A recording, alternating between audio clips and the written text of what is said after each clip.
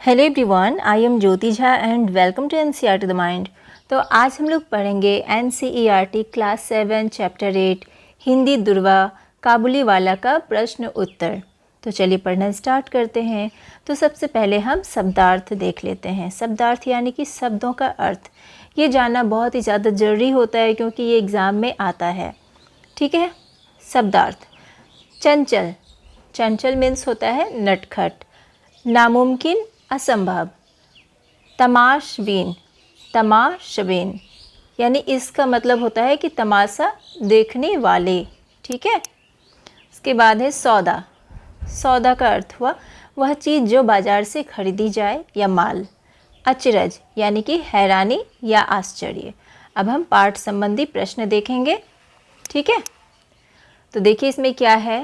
पहला प्रश्न है कि मिनी को ऐसा क्यों लगता था कि काबुलीवाला अपनी झोली में चुराए हुए बच्चों को छिपाए हुए हैं। तो इसमें क्या लिखेंगे हम कि बचपन में बच्चों को डराकर रखा जाता था कि शैतानी मत करो, झोली वाला बाबा जी पकड़ कर ले जाएगा।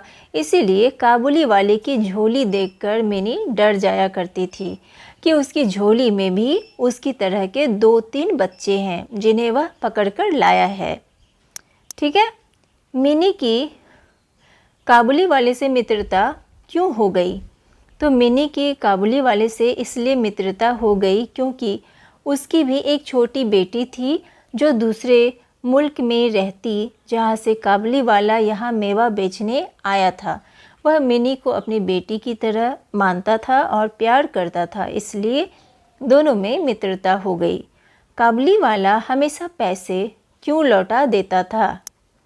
तो क्या लिखेंगे कि काबुली वाला हमेशा पैसे इसलिए लौटा देता था क्योंकि उसे लगता था कि वह अपनी बेटी को सामान दे रहा है और बेटी से पैसे नहीं लिए जाते।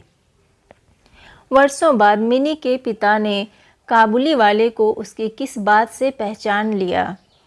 तो क्या लिखेंगे कि वर्षों बाद जब काबुली वाला मिनी के पिता के पास आया तो उसने अपनी जेब से एक मैला सा कागज़ निकालकर उनकी मेज़ पर रख दिया, जिस पर उसकी बेटी के नन्हे हाथों के निशान छपे थे, जिन्हें देखकर उन्होंने उसे पहचान लिया।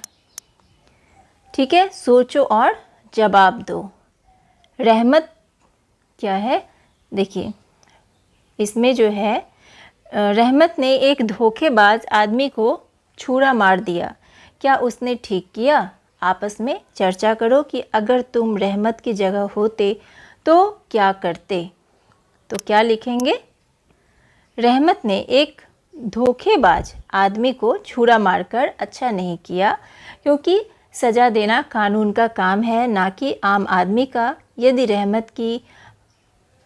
रहमत की तरह हर आदमी ऐसे ही बदला लेने लगा तो समाज में अराजकता फैल जाएगी। यदि रहमत कानून का सहारा लेता तो उसे जेल ना जाना पड़ता और अपनी बच्ची से भी दूर नहीं होना पड़ता। यदि मैं उसकी जगह होता तो उसको पुलिस के हवाले कर देता। ठीक है। उसके बाद मिनी की माँ रहमत पर नज़र रखना चाहती थी, परंतु पिता रहमत को मना नहीं कर पाते थे। ठीक है। तो क्या तुम्हारे विचार में कौन सही था और क्यों? तो मिनी की माँ रहमत पर इसलिए नज़र रखती थी क्योंकि आज के समय में किसी अनजान पर एकदम भरोसा नहीं किया जा सकता। यदि वह उस छोटी सी बच्ची को उठा कर ले जाए तो क्या होगा?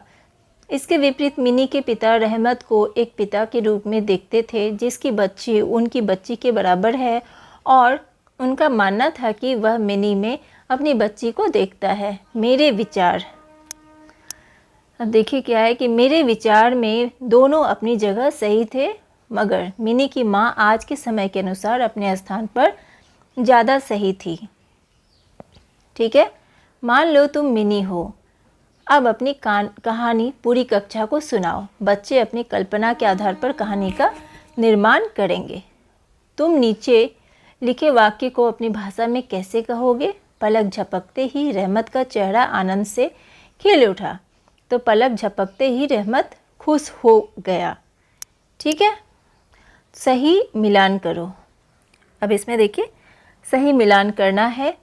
तो देखिए बे सिर पैर, तो इसका क्या होगा, बिना मतलब के, पलक झपकते ही, तुरंत, बंधी हुई बातें, तो इसका होगा निश्चित बातें या एक ही तरह की बातचीत, एक ही तरह की बातचीत।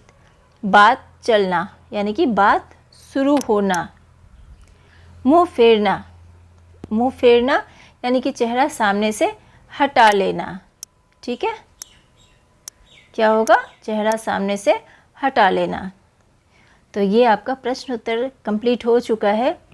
कैसा लगा आपको पढ़ के मुझे ज़रूर बताइए। अगर अच्छा लगा हो तो एनसीईआरटी द माइंड को लाइक कीजिए, सब्सक्राइब कीजिए और पास में दिए गए बेल आइकन को ज़रूर प्रेस कर दीजिए ताकि एनसीईआरटी से रिलेटेड जितने भी वीडियोज़ हैं वो आपके पास समय से पहुंचती रहे। और हाँ, मुझे कमेंट करके ज़रूर बताइए कि आपको मेरा पढ़ाना कैसा लगता है। ठीक है, तो मिलते हैं नेक्स्ट वीडियो में। तब तक के लिए bye, take care, thanks to watch my video.